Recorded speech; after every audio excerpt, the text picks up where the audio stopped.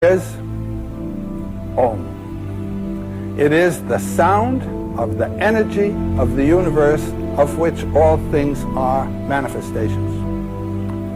The energy is what underlies all the forms, E equals mc squared.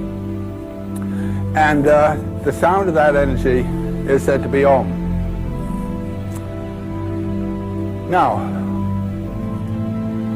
Om can be written in Roman letters either as O-M or as A-U-M. O in Sanskrit is analyzed into A and U.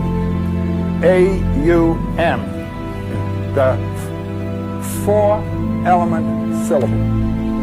The four elements are A, U, M, and the silence out of which Om comes and back to which it goes. The Indians will always recognize that ground in silence, in the infinite, in transcendent, in the void.